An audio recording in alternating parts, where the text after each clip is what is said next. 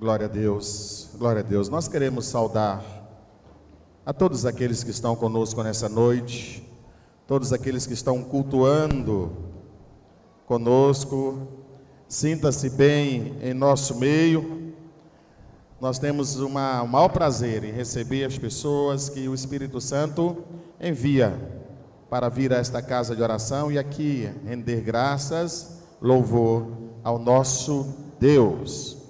Nós queremos, irmãos, fazer ênfase a dois momentos entre os muitos que poderíamos destacar nesta semana ocorrido na nossa igreja.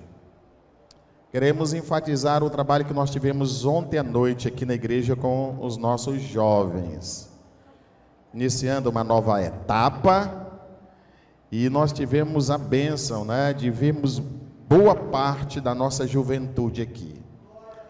Nós tínhamos mais de 50 jovens ontem à noite aqui, louvando a Deus, glorificando, exaltando o nome do Senhor. Estava muito bonito, E eu sei que alguns não estiveram, mas você que é jovem, que é adolescente, que não esteve, envolva-se, Tem grandes, a juventude está com grandes projetos, está com um trabalho realmente muito bonito, mas será muito melhor se cada um abraçar e fizer a sua parte. Nós queremos destacar também a retomada da nossa escola bíblica dominical hoje, Nós demos a largada para essa etapa de 2019 e também foi muito bom. Nós tivemos um café de comunhão e, como sempre na nossa igreja, farto, Ficamos aqui, de vez em quando a gente fica com aquele teimosinho, irmão, de teimoso, Porque nunca aconteceu isso, a gente fica achando, será se vai? Quando damos fé aqui, irmão, tinha irmão levando, para casa. Pastor, ficou uns lá dormindo, eu vou abastecer, E nós tivemos um bom número de irmãos, A escola bíblica ela ainda está com a campanha para inscrições, matrículas. Depois Solange vai dar mais detalhes. Mas nós queremos contar com cada crente dessa igreja, cada crente um aluno da escola bíblica dominical. Deus os abençoe. Convido você a abrir a sua Bíblia no livro de Números, capítulo 13, versículo 33. Livro de Números, capítulo 13, versículos 33. Números 13, 33. Números, o quarto livro da Bíblia. Queremos desafiar os irmãos. Sempre é bom no início do ano fazer o propósito de ler a Bíblia, irmãos. De ler a Bíblia toda. Crente tem que entender de Bíblia, tem que gostar de Bíblia, tem que ler Bíblia. E se você ainda não leu a Bíblia, não é daquele que diz, pastor, nunca lê Bíblia toda, faça esse propósito esse ano, comece a ler, Separe um tempo e você vai crescer e ser muito edificado. Números 13, 33. O texto bíblico diz: vimos também os gigantes, os descendentes de Enaque, de quem pareciam gafanhotos, a nós e a eles. Repetindo, vimos também os gigantes, os descendentes de Enaque, de quem parecíamos gafanhotos, a nós e a eles. Que Deus nos abençoe e nos edifique com a sua palavra. Vamos orar? Curva a sua cabeça e vamos orar ao Senhor. Glória a Deus. Eu queria só pedir para que desse uma reposicionadazinha naquela luminária, que ela está focando exatamente na minha vista. Aquela ali está tranquilo. Nosso Deus e Pai, nosso santo Deus, ó Deus, a tua casa está como um jardim florido nesta noite, onde cada um dos teus filhos aqui é uma flor que tem sido regada pelo teu Espírito e pela tua palavra. E aqui, ó Deus, exala o bom cheiro, o bom perfume de Cristo, que exala de cada vida que se encontra aqui, ó Deus, e na presença tua no teu altar. E que nesta noite o Senhor irrigue esse jardim, que nessa noite o Senhor derrame de maneira abundante a tua bênção sobre nós, através da tua palavra e através do teu Espírito. Em nome de Jesus nós oramos. Amém. Glória a Deus. Podeis sentar, queridos. A palavra que vos trago nesta noite da parte do Senhor tem como tema: quando príncipes se tornam gafanhotos. Quando príncipes se tornam gafanhotos. Você pode até dizer: pastor, já vi nas fábulas lá, príncipe se transformando em sapo, sapo se transformando em príncipe, mas príncipe se transformando em gafanhoto ainda não. Pois é, mas você vai entender isso ao longo dessa história. Para isso eu peço que você mantenha a sua Bíblia aberta nesse capítulo 13 de Números, porque nós iremos fazer outras menções a versículos desse capítulo. Mas eu quero começar dizendo algo para você. Na vida, queridos, nem sempre o que parece ser é. Nem sempre o que parece ser é. E sabe por quê? Porque nos nossos olhos há uma lente. E essa lente, às vezes, ela aumenta as coisas. Ou diminui. Ou deforma. E aí nós estamos olhando para algo, nós estamos contemplando, nós estamos vendo. E aquilo para nós parece algo, mas às vezes não é exatamente, ele não é aquele algo, não é exatamente como nós estamos olhando. E onde eu quero chegar com isso? Muitos estão assustados com um problema, que aos seus olhos parece maior do que ele é. E está olhando para aquilo e achando que aquilo é algo que vai trazer grandes males. E quem sabe não é a tua vista que está aumentando esse problema. Muitas pessoas olham para si e se enxergam diferente do que de fato é. E às vezes o que enxerga entristece o coração, constrói uma visão deformada de si mesmo, porque os teus olhos estão te enganando.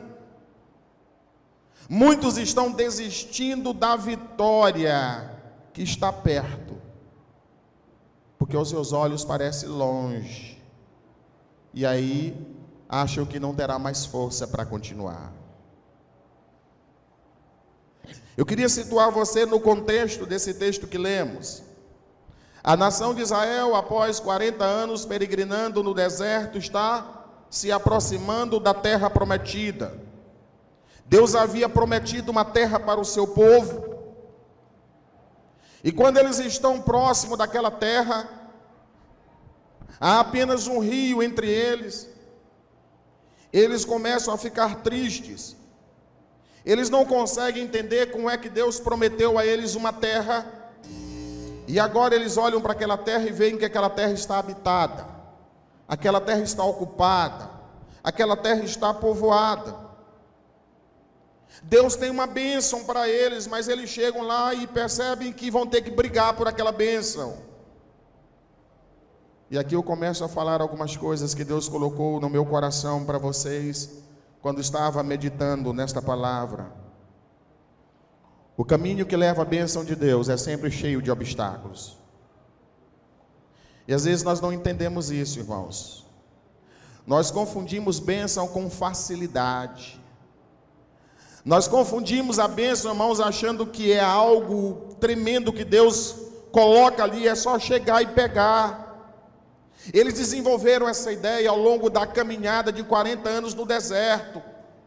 E nós vamos chegar lá e vamos nos apossar e vamos desfrutar, e agora? Eles percebem que não é bem assim, o caminho que leva a bênção é sempre cheio de obstáculos. E o que significa isso na tua vida, na minha vida? Irmãos, Deus tem bênçãos para nós, amém?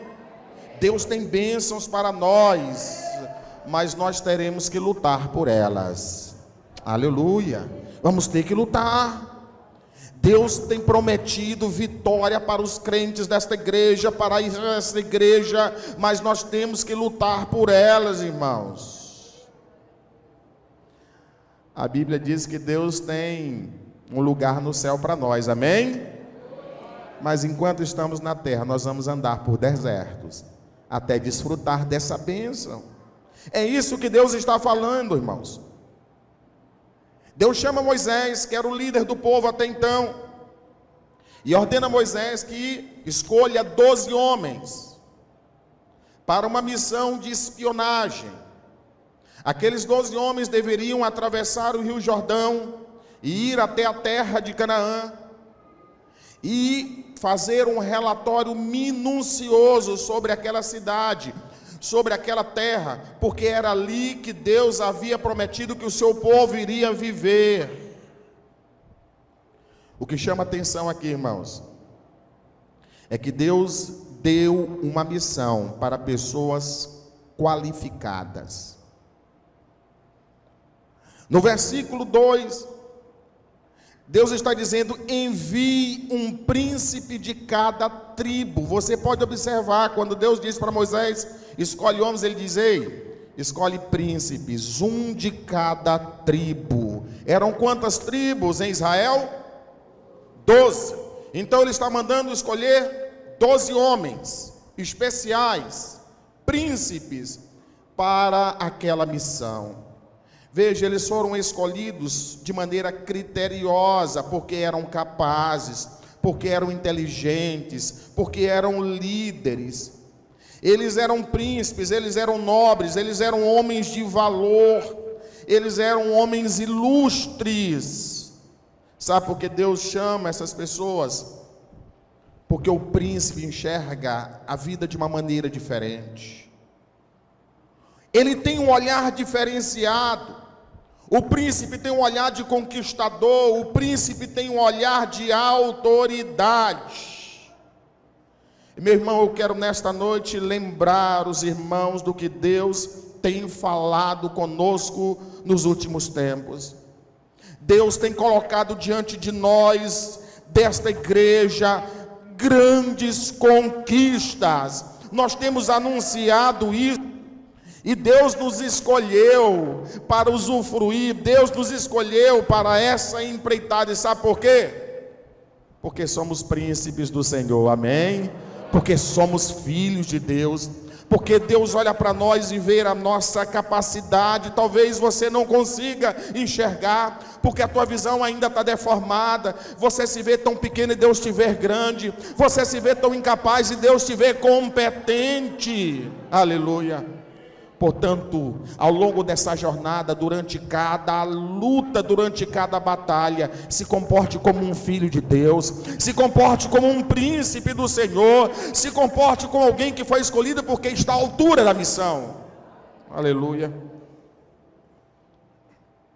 Aqueles 12 homens receberam do líder instruções. Eles, quando se deslocam para a terra prometida, eles vão ali representando toda uma nação, e eles tinham uma missão detalhada. Eles tinham que fazer um relatório detalhando tudo o que eles observassem ali. E quando Moisés disse que eles deveriam ir, ele diz exatamente o que eles deveriam observar. Entre os versículos 18 e 20, está dizendo que eles tinham que observar, em primeiro lugar, a terra.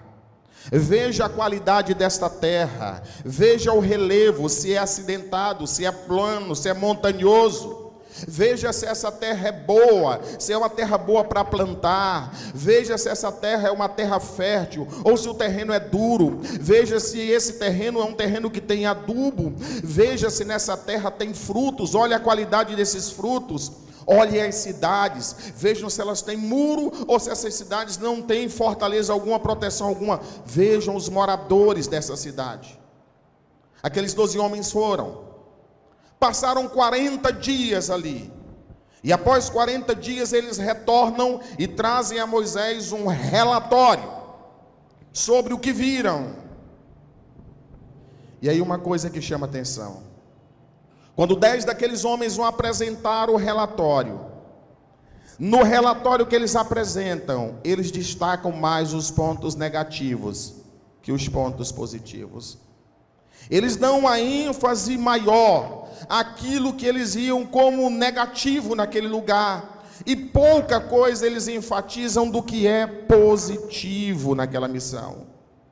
Quando você pega o versículo 27, eles haviam reunido toda a congregação, toda a nação de Israel. Há uma multidão ali esperando o que eles vão dizer sobre o que viram naquela terra. E eles começam constatando exatamente o que Deus havia dito que tinha naquela terra. Eles começam lá dizendo: gente, a terra é muito boa. A terra é uma terra boa. Assim como Deus disse, é uma terra que mana leite e mel, é uma terra frutífera, é uma terra abençoada. Irmãos, eles começam bem, mas em determinado momento a coisa entorta. Quando eles chegam e dizem, mas, aí a partir desse mais, a coisa desanda. A partir daí eles começam a enfatizar uma série de aspectos negativos. Eles estão dizendo: a terra é boa, mas tem gigante. A terra é boa, mas tem homens violentos. A terra é boa, mas os muros da cidade são muito altos. A terra é boa, mas as muralhas são intransponíveis. Gente, a terra é boa, mas é praticamente impossível da gente conquistar. Vejam, eles dizem uma coisa positiva, mas logo em seguida eles derrubam tudo, porque enfatizam um aspecto negativo.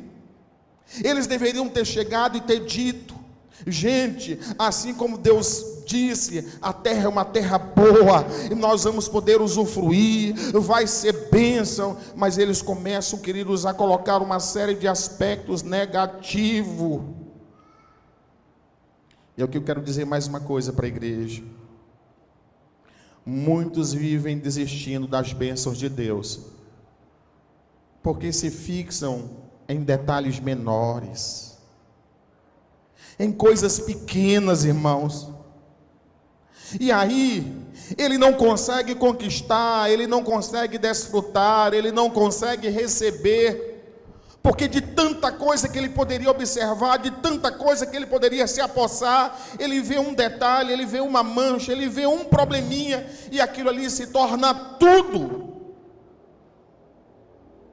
Ah, pastor, ser crente é bom, mas, olha só, e esse mais vai impedir dele ser um crente.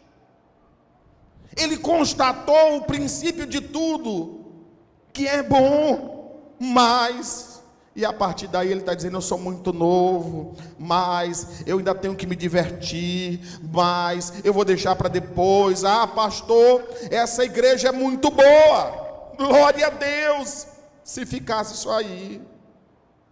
Mas sabe por que ele não está se congregando? É boa, pastor, mas tem fulano de tal que faz parte dessa igreja, se ele estiver aqui eu não fico. É boa, pastor, mas eu não gosto disso. É boa, pastor, veja, irmãos, sabe, se apega a um detalhe, e com isso ele perde a bênção do Senhor. Ah, pastor, meu marido é um homem bom, é um homem de Deus, mas, irmão, fica só aí. Aí pronto, irmão, começa a descrever uma série de aspectos lá, que ao mesmo tempo ela joga o nome do irmão na lama. Ela, sabe, está dizendo aos poucos: pastor, não é tão bênção assim não, sabe? E nós sempre, irmãos, temos essa situação. Veja, esse mais, ele sufoca tudo de positivo que você disse. É como se você desmanchasse. E aí, porque eles estão dando atenção aos aspectos negativos, eu gostaria nessa noite, irmãos, de convidar você a fazer um exercício. Sempre que você estiver enfatizando algum aspecto positivo do que Deus te vocacionou, do que há na obra do Senhor, e que você, irmãos, tivesse a inclinação para colocar o mais e com isso desmanchar, vamos fazer o exercício de transformar esse mais no mais positivo. Vamos inverter as coisas. Você pode usar o mais para destacar algumas coisas ruins, mas você pode pegar esse mais e destacar algumas coisas boas. Você pode dizer: eu sei que eu tenho alguns problemas na minha vida, mas com Cristo eu sou mais que vencedor. Amém?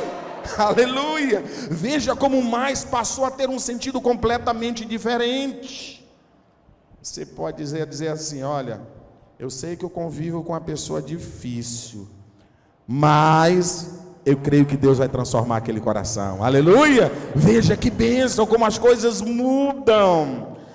Eu sei que essa semana eu tenho um exame, resultado de um exame para receber, mas eu sei que Deus vai comigo e vai estar tudo bem. Aleluia!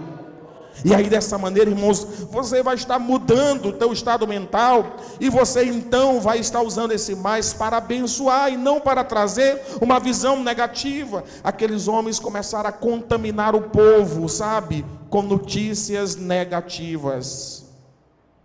Veja, o medo começa a transformar o coração daqueles homens e os transforma de príncipes em gafanhotos. Quer observar no texto? No versículo 33, quando eles estavam descrevendo tudo que viram, de repente eles dizem: olha, diante dos homens que nós vimos naquela terra, nós somos como gafanhotos. Eles estão enfatizando que alguns habitantes daquela terra, os descendentes de Enaque, eram homens de alta estatura, eram descendentes dos gigantes, era da linhagem lá do gigante Golias. Ele está dizendo: eles são enormes, e diante deles nós parecemos como gafanhoto. Observe o momento em que, sabe, aqueles príncipes estão se transformando em insetos, estão se transformando em gafanhoto. Sabe quando isso acontece? No momento em que eles passaram a se fixar em suas fraquezas. Eles esqueceram a missão que receberam, e eles estão agora olhando para as suas limitações, para as suas fraquezas. E no versículo 31, na primeira parte do versículo, eles estão dizendo: nós não poderemos subir, nós não vamos conseguir conquistar, nós não temos como vencer. Agora é curioso, porque Deus tinha dito para eles subirem, Deus tinha dito para eles conquistarem, Deus tinha dito para eles vencerem. Eles estão dizendo: nós não podemos, nós não temos como. E veja, com isso eles estão anulando a palavra de Deus. Deus tinha chamado eles para vencer, eles estão dizendo: nós não podemos vencer. Deus tinha desafiado eles a conquistar, ele está dizendo: nós não podemos conquistar. E aí eles estão duvidando do poder de Deus por causa dos obstáculos. Irmãos, às vezes nós estamos assim. O Espírito Santo está testificando no nosso coração. Nós ouvimos uma palavra no templo, nós ouvimos uma palavra da parte de Deus, e nós ficamos entusiasmados, e aí depois nós olhamos para os obstáculos, nós olhamos para os montes, nós olhamos para os gigantes, nós olhamos para os problemas, e nós dizemos: nós não vamos conseguir. O nosso coração começa a se abater, porque nós olhamos para as nossas limitações, para as nossas fraquezas. E aí eles estão, queridos, nesse momento, começando a se apequenar. Eles vão se transformar em gafanhotos no momento em que eles, como príncipes, confessaram o fracasso. Nós vamos fracassar. No versículo 31 ele diz: eles são mais fortes que nós. Aqueles homens são muito mais poderosos, muito mais fortes. Vejam, eles nem lutaram, nem havia começado a batalha, e eles já estavam aceitando a derrota. Alguns irmãos, às vezes estão indo para o médico, mas ele está dizendo: eu sei que não vai dar certo. Ele está indo para a reunião de oração, mas ele está dizendo: eu já fui outras vezes. Ele está falando com Deus, mas o coração está tão fechado e já está confessando o fracasso. Eles olhavam e diziam: eles são gigantes, e nós somos anões perto deles. Eles são fortes e nós somos tão fracos. Eles são muitos e nós somos tão poucos, e no momento que eles fazem isso, eles estão diminuindo, eles estão se reduzindo. Sabe quando eles se transformaram em gafanhotos? No momento em que a sua visão começou a ficar distorcida da realidade. Eles olhavam a realidade de uma maneira completamente distorcida. No versículo 33, na segunda parte, o texto está dizendo que eles estão dizendo: eram como gafanhoto aos seus próprios olhos. É como se eles refletissem percebessem a sua imagem distorcida. Ele está dizendo: nós não somos príncipes, nós somos gafanhotos, nós somos pequenos. Queridos, nós temos que ter cuidado, porque há um princípio na palavra de Deus, e está em Provérbios 23:7, que diz: assim como o homem se imagina na sua alma, assim ele é. Se você se vê como um derrotado, você vai viver como um derrotado. Se você se enxergar como uma pessoa que não consegue, você vai viver com o discurso de que não consegue. Se você, irmão, se olha e você começa a se achar pequeno demais, inferior, fraco diante de tudo, diante da vida, você vai começar a não andar, mas vai começar a se arrastar na vida. Vejam, eles eram príncipes, e nesse momento estão se enxergando como inseto, como um nada. E aí, queridos, nós temos que ter cuidado para que as circunstâncias da vida não nos levem a enxergar sobre a ótica de Satanás. E essa ótica de Satanás, ela é uma ótica de derrota, ela é uma ótica de fracasso, ela é uma ótica de desânimo, ela é uma ótica que nós temos o tempo todo a sensação que estamos perdendo. Por isso, nas nossas orações esse ano, peça a Deus: Deus, corrija a minha visão, me permita enxergar a vida como o Senhor enxerga, me permita enxergar a situação como o Senhor, com os olhos do Senhor, com os olhos da fé, com os olhos do Espírito Santo que habita na minha vida. Como é que se muda esse estado mental? Como é que nós podemos vencer esse complexo de gafanhoto, de que enxerga a vida na perspectiva de que tudo é contra mim, de que eu terei muita dificuldade, eu provavelmente não vou conseguir? Quando eles começam a colocar aquele relatório e entregar a Moisés e Arão, aí nós vamos para o capítulo 14, e nós vamos observar a maneira como Moisés e Arão recebem aquele relatório. Versículos 5 e 6 do capítulo 14 diz: então Moisés e Arão caíram, sobre os seus rostos. Depois diz que Josué e Caleb se juntam a eles e rasgam as suas vestes na frente do Senhor. Em primeiro lugar, irmãos, é preciso lembrar de quem está lutando ao nosso lado. Em todas as batalhas da vida, nós temos que lembrar quem é que está lutando conosco. Se eles vão enfrentar aquele gigante, eles tinham que ter essa consciência: quem é que vai estar do nosso lado, quem é que vai estar do lado deles. E eles tinham que perceber, irmãos, que aquela missão foi dada por Deus, que o chamado foi dado por Deus, que o sonho foi colocado por Deus no coração. Portanto, Deus estaria do lado deles. Em todas as batalhas, irmãos, que Deus nos levar a lutar, Deus está do nosso lado, e Deus não perde batalha, e quem luta ao lado de Deus não perde batalha. E a Bíblia diz que se Deus é por nós, quem será contra nós?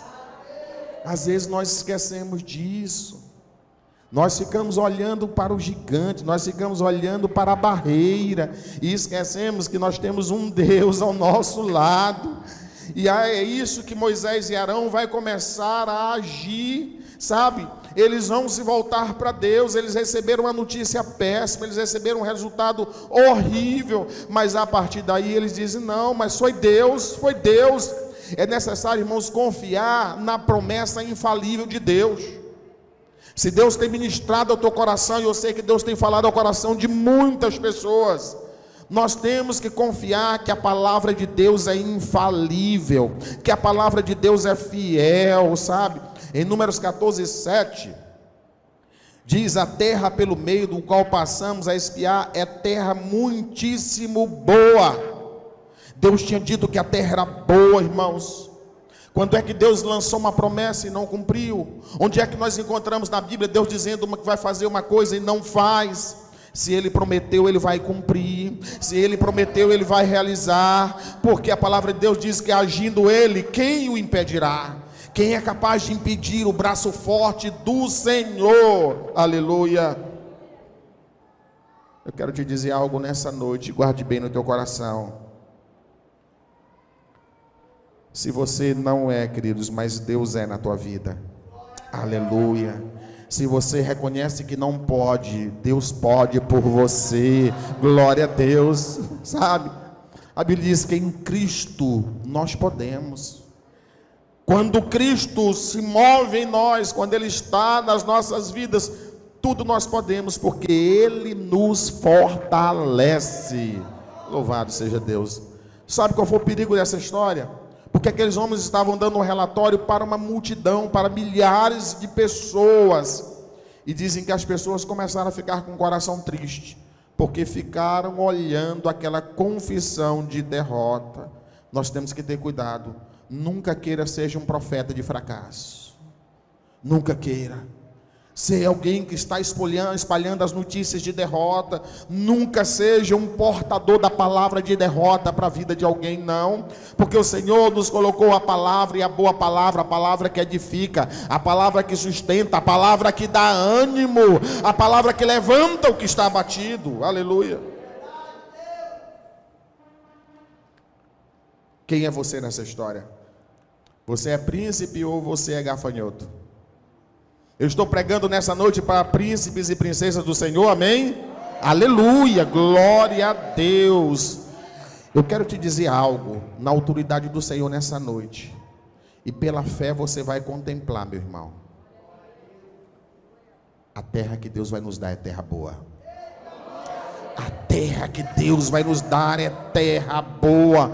Não deixa Satanás mudar a tua visão. A terra é boa, irmãos. O que Deus tem preparado para nós é algo fabuloso, é algo lindo, e nós, irmãos, temos que crer nisso.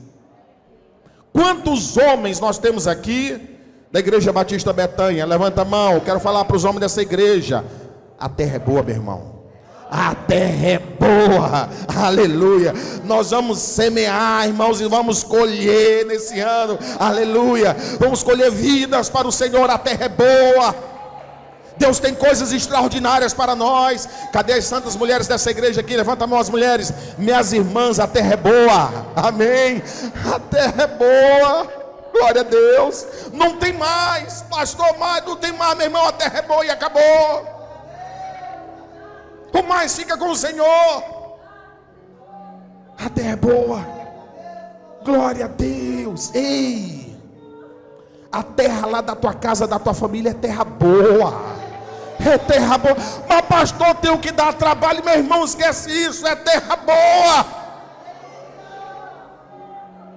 Cadê os jovens e adolescentes dessa igreja? Levanta a mão aí, meus lindos. Glória a Deus. Os jovens e adolescentes da nossa igreja. A terra é boa. A terra é boa, queridos. Irmãos, olha, eu vou dizer uma coisa para os irmãos. Não me venha ao longo do ano dizer, pastor, mas tem gigante. Eu vou dizer para o meu irmão, a terra é boa. E isso é o que importa. E isso é o que importa, pastor. Mas o pastor não está vendo o tamanho disso, aquilo outro. A terra é boa. Deus me disse que a terra é boa. Nós colheremos nessa terra, aleluia.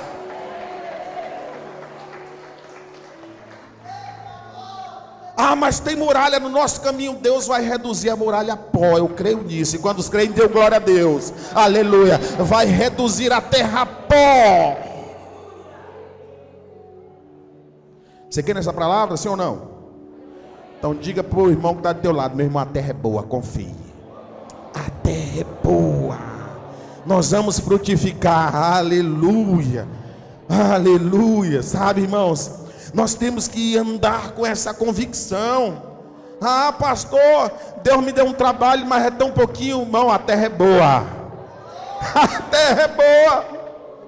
E eu já recebi isso em nome de Jesus. Não, eu não quero saber. O Senhor disse, o restante é com Deus. Eu tomei a palavra, eu aceitei com convicção. A igreja em pé. Ah, Deus. Deixa essa fé esquentar o teu coração nessa noite. Deixa o Espírito falar. Aleluia. Eu quero terminar essa reflexão repetindo algo que eu disse no início. Presta atenção. A vida nem sempre parece o que é. A vida nem sempre parece o que é. Os nossos olhos têm lentes que às vezes aumentam as coisas. ou diminui, ou deforma. Cuidado para que você não esteja sofrendo, porque a tua visão está deformada. Você está enxergando algo que não é aquilo. Você está assustado com um problema. E Deus nessa noite te trouxe a esse local para dizer: meu filho, limpa os teus olhos espirituais. Você está enxergando um gigante onde não tem. E se tem, eu destruo isso com a minha mão santa. Essa muralha que você acha que é intransponível, eu vou reduzir ela a pó na tua frente, como fiz com as muralhas de Jericó. Talvez,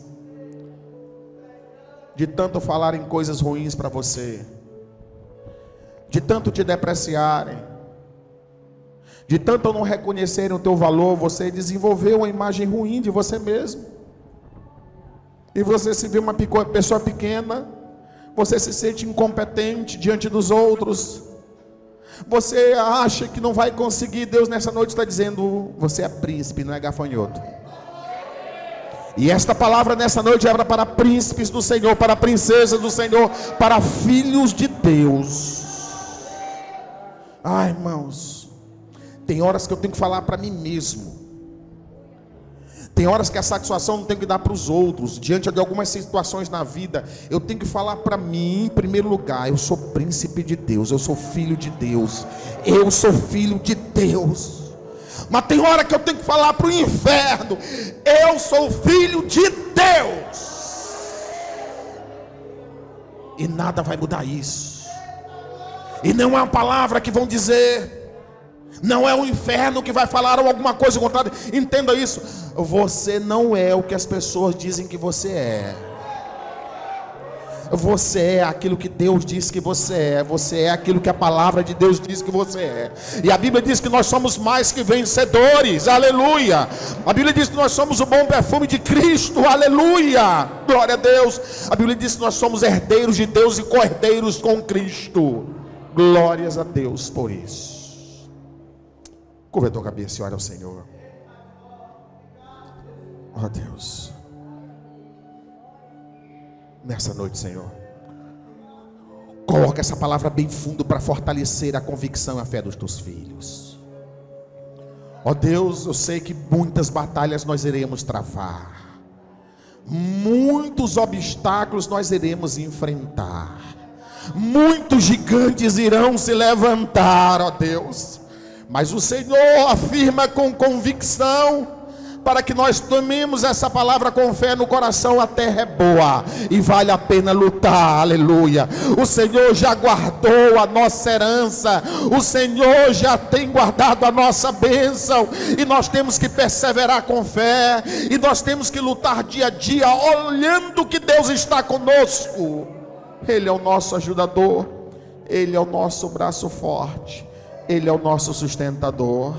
Alegra o coração dos teus filhos, renova as forças nesta noite, meu Senhor, daquele que está se sentindo pequeno diante de um obstáculo, daquele que está se sentindo, ó Deus, atacado pelas intempéries da vida, daquele, ó Deus, que está nessa noite precisando de ajuda, que o Senhor possa levantar e colocar no teu bom caminho, para que juntos possamos celebrar aquilo que o Senhor vai derramar sobre as nossas vidas. Aleluia.